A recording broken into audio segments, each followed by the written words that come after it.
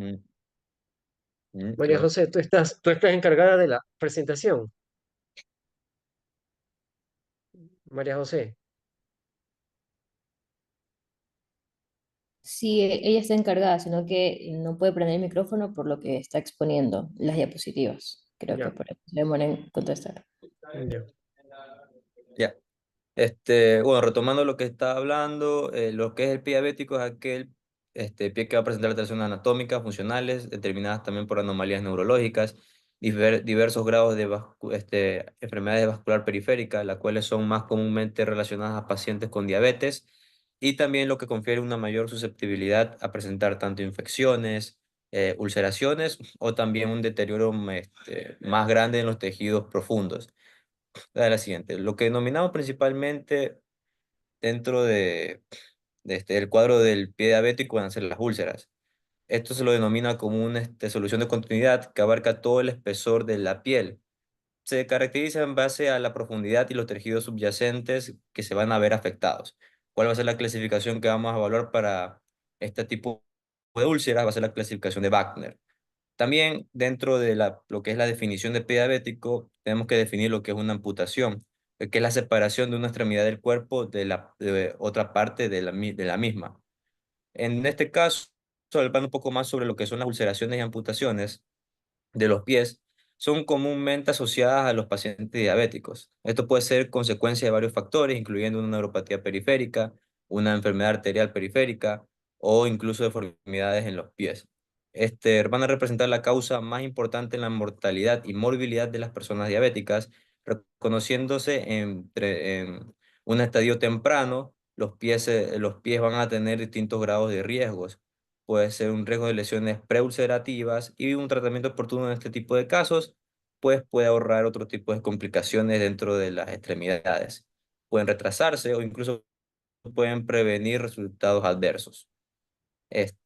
Por lo que el reconocimiento temprano va a requerir una comprensión de los factores, y también que estos propios factores pueden ser los encargados o el desencadenante de un riesgo mayor de ulceraciones, e incluso llegar al momento de la amputación, sobre todo relacionado, como ya dije varias veces, en personas con diabetes. Dentro de las lesiones o de las úlceras tenemos 6 grados. En el cero, que no representa ningún tipo de riesgo, el tipo 1, úlceras superficiales; tipo No, 2, no, úlceras no, no, no, profundas. no. Escúcheme, escúcheme, escúcheme. Cuando ustedes tengan algún tipo de clasificación del 1 al 6, del 1 al 4, del 1 a lo que sea, ustedes dan la clasificación mayor y la menor. Tenemos dentro del pie diabético varias clasificaciones, ¿no es cierto? Siendo la grado 1 la más superficial, obviamente las células que no tienen ningún tipo de lesión, como nosotros, y la sexta, que es la más extensa, que es la gangrena propiamente dicha, en el cual, pues obviamente, lo más probable es que haya que amputar. Digo, Entonces, eso, así expone siempre, así expongan siempre que ustedes tengan Karnofsky, tenemos Karnofsky del 100 al 10%, siendo el 100% Karnofsky como estamos ahorita, y el 10% paciente ya muerto tácitamente. ¿Sí me explico? No, no sí, de que te doctor. ponen 90, 80, 70. Aparte que no está bien que leas, sino de que lo sepas y sepas exponerlo a tu abstracción. Pase la diapositiva. Sin diapositiva.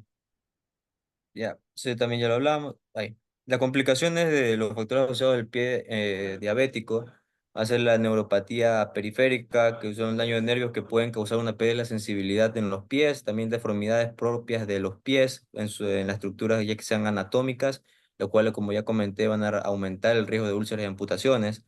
Dentro de la enfermedad arterial periférica también tenemos las complicaciones más graves, que además de las úlceras y amputaciones, el aumento de la morbi-mortalidad y, como ya comenté, la detección temprana de estos tipos de patologías que pueden reducir el cuadro grandiosamente. Siguiente diapositiva, por favor.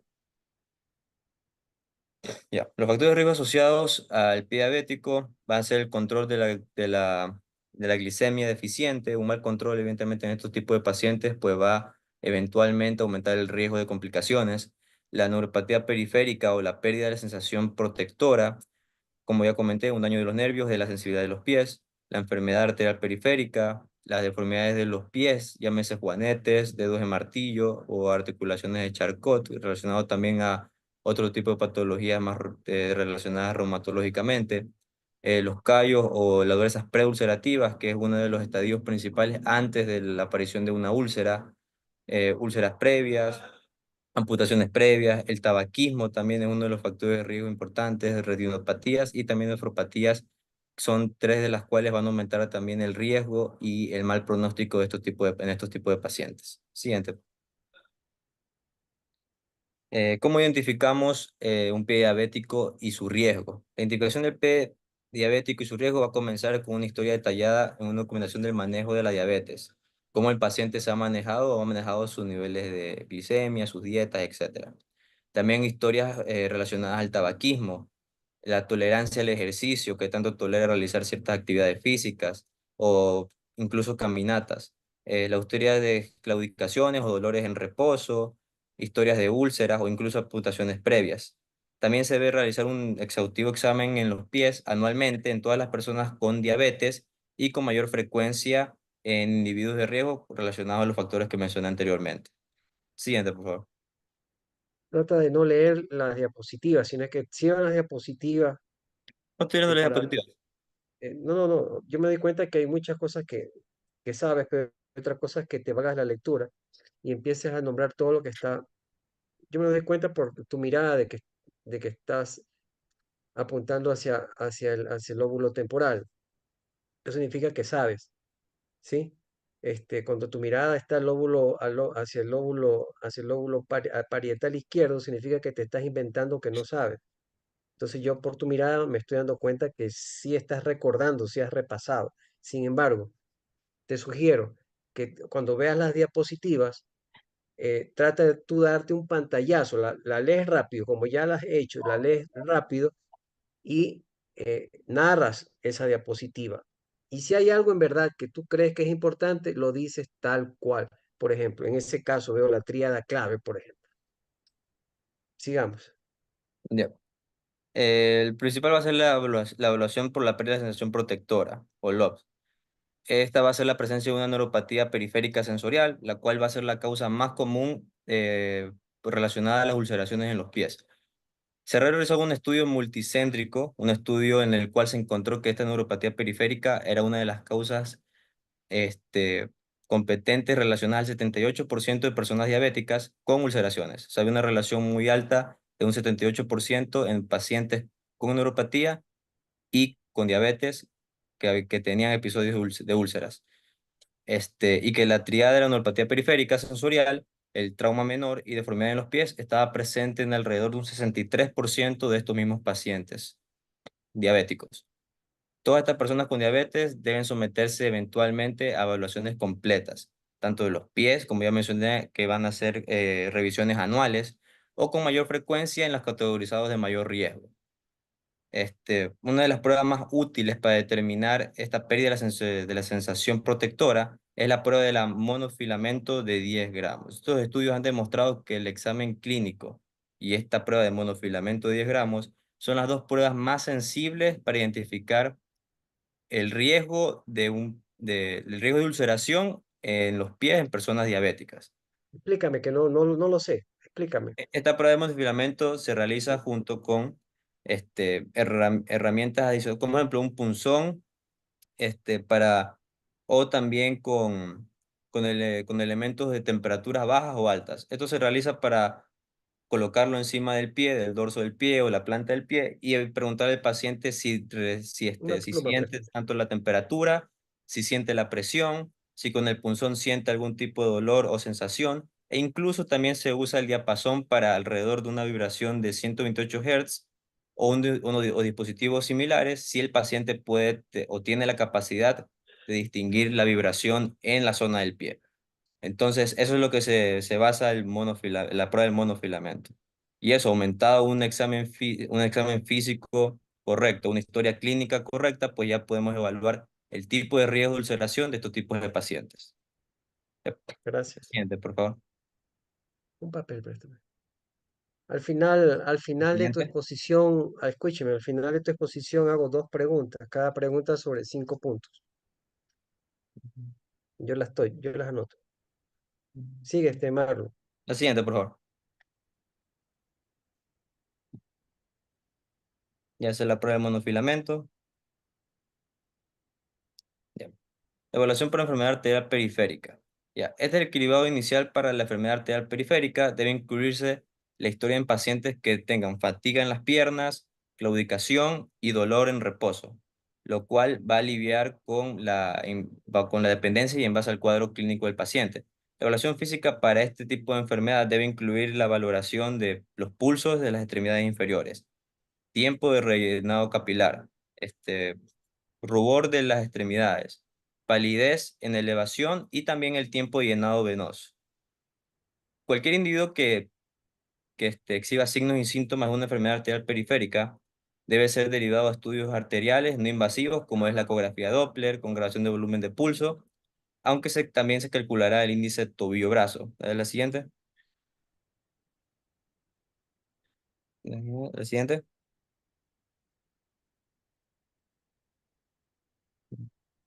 Ya. Entonces, deben interpretarse cuidadosamente, ya que no van a ser tan exactos y en personas diabéticas por los vasos que no van a ser como comprensibles.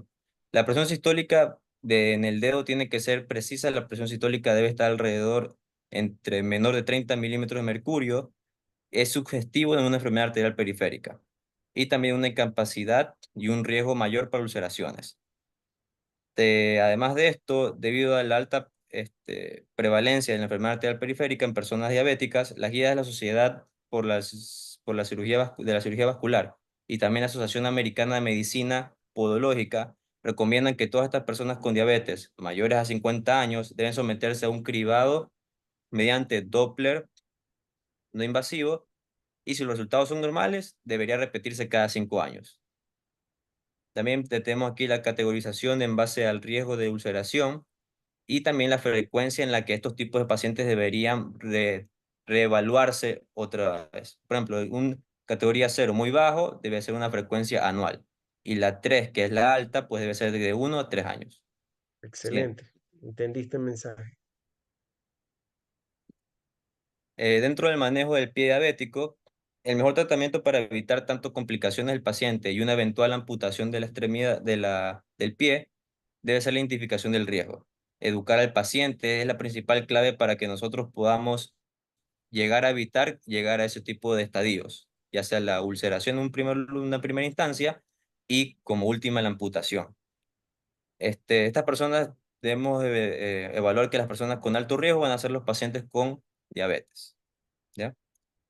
Las cuales deben tener sus chequeos anuales, pruebas de monofilamento y además de una historia clínica bien hecha para poder evaluar el manejo, además del riesgo. Al siguiente. Ya. Como ya hablamos de las complicaciones de las extremidades inferiores, tanto la neuropatía diabética, enfermedad arterial periférica y también las infecciones. La siguiente, por favor.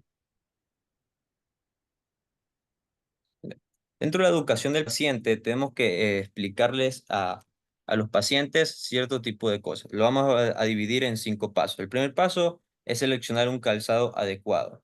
En estos tipos de pacientes diabéticos con un cierto riesgo de ulceración, debemos recomendar el uso de calzados ortopédicos. El segundo punto es la inspección diaria y detección de signos. Es decir, el autotratamiento, que es evitar estar descalzo en la casa, evitar el roce continuo con la planta de los pies y evitar o sea, el continuo roce de estas mismas también. El tercero, que es la higiene diaria. Tanto en la higiene diaria entra lo que es la inspección diaria, que es el control de glicemia, que es la limpieza constante de los pies y también cuidados con ortopedia.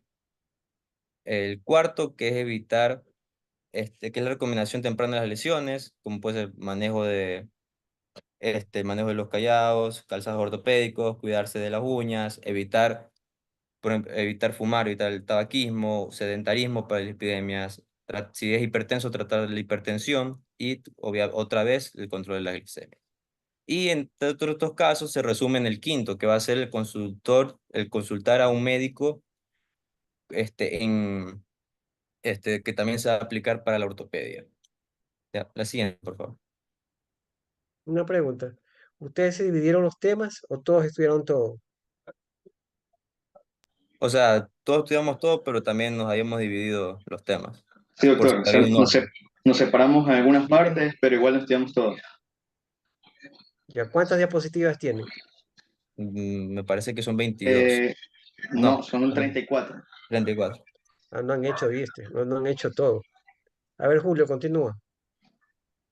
Ya. Sí se me escucha. Muy buenas noches, doctor. Hola, Compañero. buenas noches. Trate de hacer una abstracción de cada diapositiva, no una lectura de cada diapositiva. Ya. Bueno, como sigamos en tratamiento, también quiero aclarar que realmente el pie diabético es bastante lamentable porque realmente se puede prevenir en el 80% de veces, realmente con educación y un examen clínico frecuente. Entonces, realmente a veces los profesionales de la salud, en nuestro caso, no siempre estamos habituados a una correcta y periódica evaluación de los pies. Entonces, a veces son subdiagnosticados o realmente no son bien clasificados y el manejo a veces tampoco es muy bueno. Bueno, entonces, en este caso, un tratamiento, una vez que ya está la úlcera, lo que se hace prácticamente es la limpieza y el desbridamiento, que esto es bastante importante, ya que si quitamos la parte que se está prácticamente muriendo, puede cicatrizar mejor la herida. También, además de controlar la infección, Una propiamente pregunta. usar, Sí, sí, una pregunta. Este, ¿Ustedes leyeron medicina hiperbárica? En el, sí, lo sacamos del Harrison. ajá, en Harrison está. ¿En cuántas diapositivas lo tienen? Eso es lo último, doctor, ya Mm, es al final de la exposición. ¿Cuántas más o menos sí, tiene? creo que son 5 o 6. Es Lo que, que sucede es que en el manejo en el manejo de las úlceras, pon la diapositiva en donde estaba un dedo gordo del pie, por favor, María. Ese, perfecto. Mira tú, ese decimos que tiene un estadiaje eh, 4 o 5, o sea, casi Marlon, necro. Sí, justo está ya es 5, doctor. 5, ¿no es cierto? Sí, doctor. Ok, mira, estos estadiajes de 4, 5 son dignos de medicina hiperbárica. No sé si eso van a mencionar. O sea, nosotros encontramos en el libro de Harrison que el tratamiento de medicina hiperbárica lo ponía en un cuadrito Ajá, para el tratamiento de los pies diabéticos, ajá, para mejorar, por mejorar la oxigenación, la vascularización, evitar la ujú, necrosis, sí, pero no mencionaba tanto dentro de la parte de complicación del pie diabético. sí, O sea, sí. solamente hablamos de cómo se hace el tratamiento, qué atmósfera se usa, por qué se usa y en qué tipos de enfermedades se usa. Sí, o sea, referente a lo que es pie diabético, ahí mencionaba que, como dijo Julio, aumento de oxigenación del tejido, incrementa la perfusión, incrementa también la neovascularización del propio tejido del pie, también combate incluso bacterias resistentes que encontramos en infecciones de pie diabético, estimula incluso la cicatrización, porque ahí también decía que aumenta la cicatrización entre 9 y 12 meses desde empezar la terapia con oxígeno hiperbárico. Eso es como lo más interesante que mencionaba sobre su uso en el pie diabético. Sí. Rocío, ¿dónde estabas, por favor? Pon dónde estaba María José. Ahí. Bueno, estaba hablando sobre tratamiento antibiótico. También hay que darse cuenta, en este caso, que puede ser invadido por bacterias gram positivas. Entonces tenemos que tener claro qué antibiótico vamos a usar. Aparte de propiamente cuidar la herida como se debe, usar vendajes para mantener siempre limpia y seca la herida para poder mantener una cicatrización adecuada y además del control de flujo sanguíneo, que aquí se habla sobre un control mediante el índice tobillo-brazo. Siguiente. Entonces, ¿qué es esto de un índice tobillo-brazo? Entonces, este de aquí es una fórmula que se hace midiendo la presión arterial sistémica, por ejemplo, del brazo y del tobillo. Perdón, presión arterial sistólica del brazo y el tobillo. Entonces, se hace una división en este y nos sale un valor. Entonces, con este valor nosotros podemos identificar si el paciente tiene algún tipo de una enfermedad arterial periférica leve, moderada o grave. O está normal o hay un tipo de grosor que este valor sale mayor, tiene una calcificación arterial. Entonces también puede ser una guía para ver cómo se encuentra el paciente. Siguiente. Ya, y esto de aquí hay que identificar los patógenos comunes que nosotros tenemos. ¿Por qué? Porque a veces tenemos pacientes con pies diabéticos que estamos con tratamiento antibiótico y no se curan. Entonces nosotros tenemos que tener en claro a qué tipo de patógenos estamos enfrentando. Entonces, podemos encontrar propiamente el Staphylococcus aureus, que puede ser meticilo resistente. También tipo Pseudomonas aeruginosa, son bacilos gram negativos y realmente tendríamos que hacer un cultivo de la herida y realizar un antibiograma. Escherichia coli, que es gram negativo, y Lepiógenes, que es gram positivo. El siguiente. Bueno, hay que tener en cuenta evitar el uso también, evitar el uso de antisépticos y antibióticos tópicos, ya que se ha demostrado que es una respuesta bastante limitada. Entonces, por eso aquí menciona dosis intravenoso en este tipo de pacientes. Por ejemplo, con amicacina, amoxiclavu, ceftriaxona, cipro. No, regresa, regresa, regresa. La pasaron a la siguiente. Bueno, ya. Entonces, en el caso de infecciones leves, realmente se recomienda en solo leves infecciones antibióticos orales. Por ejemplo, se pueden usar dicloxacilina, cefalosporina o amoxiclavo.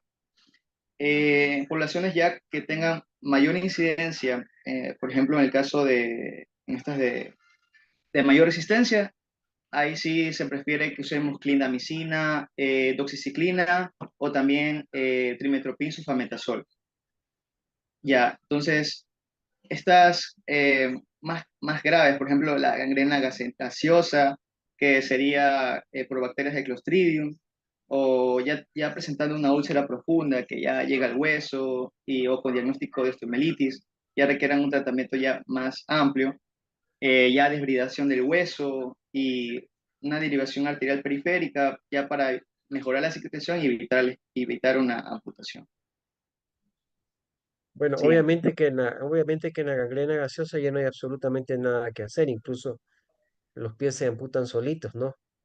Pero en la úlcera profunda es completamente salvable un pie con medicina hiperbárica.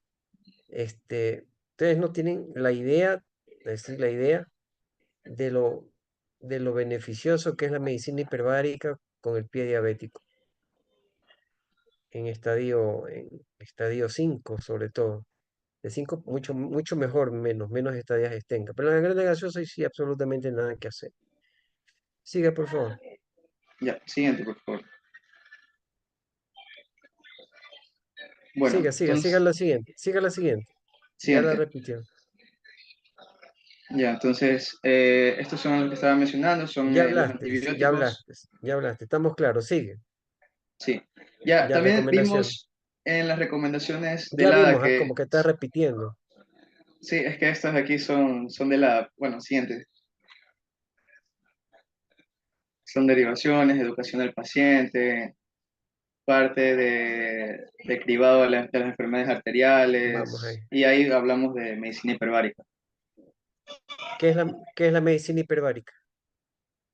Ya, entonces, hablando de medicina hiperbárica, tenemos que este es un tratamiento de algunos trastornos de salud bastantes, mediante una exposición total a presiones superiores, a 101.3 kilopresiones de la atmósfera, son de 760 milímetros de mercurio.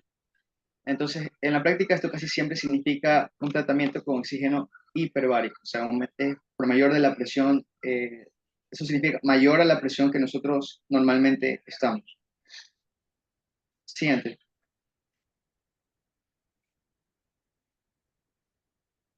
Entonces, bueno, eso es lo que mencionaba. ¿Qué es la terapia hiperbárica? Esta es una intervención en la que un individuo va a respirar en oxígeno casi al 100% de manera intermitente, mientras permanece dentro de esta cámara, que es una cámara de oxígeno, que es presurizada. Eso quiere decir que no ingresa absolutamente nada. Y es por arriba del nivel de mar, o sea, encima de una atmósfera absoluta. Entonces, para fines médicos, la presión debe ser igual o no exceder de 1.4 atmósferas. ¿Les parecería bien si hacemos una visita a un colega que tiene una cápsula hiperbárica para que conozcan? Sí, sería interesante, doctor. ¿Ah? Sí, sería interesante. Sí, Dios mediante, a ver si la hacemos. Yo coordino para irnos, no que él venga, sino nosotros para ir, qué mejor, y ustedes incluso estén adentro de la cápsula hiperbárica y sepan, o sea, es una medicina antigua, te cuento, esto data de años, de años. Miren, en el segundo o tercer piso del Hospital Naval de Buenos Aires, todo ese piso, imagínate todo el piso del Hospital Guayaquil, es solamente medicina hiperbárica, ¿no? Entonces, la importancia de lo que sucede es que yo no sé por qué se le echa tanto tabú, pero recién en la 21 edición de Harrison, recién habla de medicina hiperbárica. Listo, ¿me ayudas, María José, para coordinar una visita profesional a, a una sala de medicina hiperbárica la próxima semana, ¿ya? Listo, doctor. Si me logra escuchar, perfecto. Yo le hago acuerdo, ¿ya? Ujú, sí. Siguiente.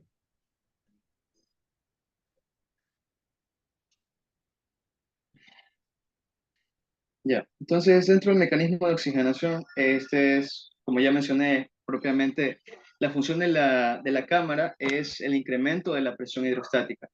Entonces, esto va a reducir el volumen como que si fuera como que si nosotros fuéramos una burbuja. Y esto es el parte del éxito del tratamiento, una recompresión rápida en el caso de, por ejemplo, personas que tengan embolia gaseosa arterial o también, por ejemplo, en pacientes que hayan tenido recientemente una amputación.